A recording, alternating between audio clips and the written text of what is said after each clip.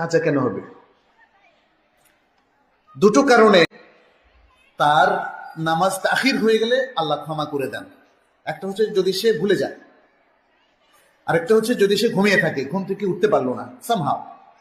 কারণ দুটোর উপরে তার কোনো হাত নেই। আপনি ভুলে গেলে আপনি আফসোস করার ছাড়া তার কিছু নেই। কেউ কি ইচ্ছা করে ভুলতে পারে যে আজকে আমি জোহর আসরটা দুটো ভুলে যাব, মাগরিবের সময় তিনটা একসাথে পড়বো? এই প্ল্যান নেওয়া যেতে পারে? নেওয়া যায়। সুতরাং ভুলাটা হচ্ছে আল্লাহ পক্ষ থেকে মেসেজটা হচ্ছে, বা রাসূল সাল্লাল্লাহু আলাইহি ওয়াসাল্লাম পক্ষ থেকে হচ্ছে, ভুলায় আমাকে শয়তান। কারণ শয়তান তো লেগেই আছে, শয়তান নানাভাবে ভুলায়। যেমন আমি একটা বই পড়ছি, পেপার পড়ছি, শয়তান আমাকে ভুলিয়ে দেবে। কিন্তু তারপরেও এটা সৃষ্টিগত একটা বিষয়। আর এই জন্যই রাসূল সাল্লাল্লাহু আলাইহি ওয়াসাল্লামের একটা সহিহ হাদিস আছে, ইন্নাল্লাহা তাজাওয়াজা লিউম্মতি আনিল খাতাই ওয়ান নিসিয়ান ওয়া মাসতুকরিহু আলাইহি, যে আল্লাহ তাআলা আমার উম্মতকে ক্ষমা করে দিয়েছেন যে মিস্টেক বা খাতাটা তার হয়, ভুল। আরেকটা জিনিস যে মন থেকে যেটা ভুলে যায়, আরেকটা হচ্ছে যে বাধ্য হয়ে যদি করে।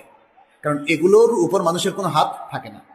ঘুমানো এবং ভুলে গেলে তখন সে তাখির করে পড়তে পারে। এখন এই সালাতকে আমরা কাজা বলবো না আদা, এটা নিয়ে ফুকাহায়ে কেরামের মধ্যে বিরাট ঝগড়া। আর হাদিস বলছে কি, তখনই সে পড়ে নিবে, ঘুম থেকে উঠেই অথবা স্মরণ হলেই, কারণ ওটাই হচ্ছে তার ওয়াক্ত। যখন এই কথাটা হলো, এটাই হলো তার ওয়াক্ত, তাইলে আর কাজা হলো কেমন?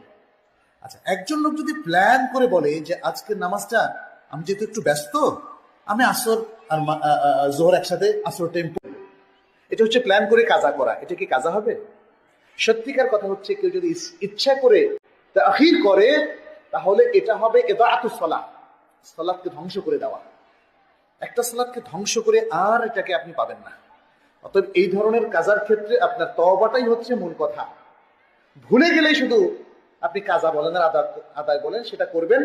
কিন্তু ইচ্ছা করে যে সালাতগুলো আপনি ধ্বংস করেছেন, কারণ ওই যে কোরআনের একটা আয়াতের মধ্যে এসেছে, ওয়ামিন বা'দিহিম খালফুন আদাউস সালাহ, তাদের পরে আসলো একদল অপদার্থ লোক।